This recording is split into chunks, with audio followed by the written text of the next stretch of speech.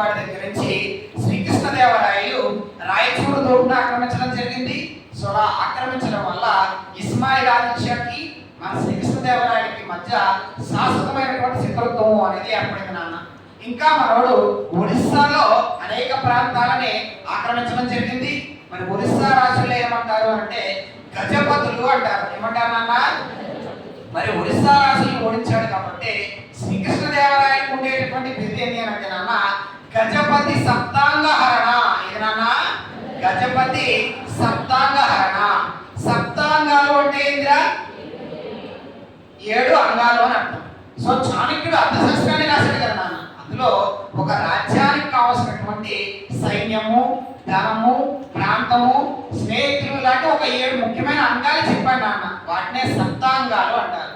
మరి ఒడిస్సాకి చెందిన గజపతి రాజులు ఓడించి వాళ్ళ యొక్క సప్తాంగాల్ని హరించాడు కాబట్టి శ్రీకృష్ణదేవరాయలకు ఉండేటటువంటి బిరుదు ఏదన్నా గజపతి సప్తాంగహరణ. మరి అలాగే ఈ శ్రీకృష్ణదేవరాయలు బహమనీ రాజుల్లో ఒక రాజుని ఖైదీ నుంచి విడిపించి ఆయన రాజ్యాన్ని తిరిగి ఇవ్వడం కూడా జరిగింది. సో అందుకే ఈయనకు ఉండే బిరుదు ఏంటంటే యవన రాజ్య స్థాపనాచార్య. ఇదన్నా యవన రాజ్య ప్రతిష్టాపనాచార్య. ఇదన్నా ప్రతిష్టాపనాచార్య. అయితే ఈ 2 బిరుదులు కూడా మనకి టెక్స్ట్ బుక్ లో ఇవ్వలేదు, ఇంపార్టెంట్ కాబట్టి చెప్పుకున్నాం. సో శ్రీకృష్ణదేవరాయలకు ఉండే 2 ముఖ్యమైన బిరుదులు ఏమన్నా గజపతి సప్తాంగహరణ, యవన రాజ్య స్థాపనాచార్య. మరి మనందరికీ తెలిసినటువంటి ఒక బిరుదు ఉంది శ్రీకృష్ణదేవరాయలకి. అదే ఏది నాన్న? ఆంధ్రభోజ. ఇది నాన్న. సో ఆంధ్రాలో ఆయన భోజనం చేసేవాడు కాబట్టి ఆయనకు వచ్చిన బిరుదు ఏదిరా? నేను హనుమన్నాను. ఆంధ్రము అంటే ఏ భాష? ఆ తెలుగు భాష కవుల్ని ఎక్కువగా పోషించాడు కాబట్టి ఆయనకి ఏమైనా బిరుదు వచ్చింది నాన్న?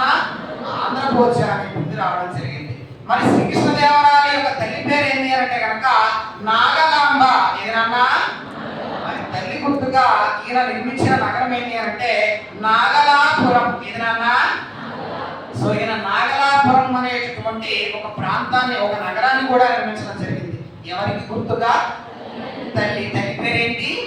నాగలాంబ. అలాగే ఈయన హజరా రామాలయాన్ని, ఏ ఆలయం అన్నా? హజరా రామాలయాన్ని. అలాగే విఠల స్వామి ఆలయాన్ని, ఏ ఆలయాన్ని అన్నా? విఠల స్వామి ఆలయాన్ని కూడా శ్రీకృష్ణదేవరాయలు నిర్మించడము అనేది జరిగింది నాన్న. సో శ్రీకృష్ణదేవరాయలు చాలా గొప్పవాడు, చాలా శక్తివంతుడు.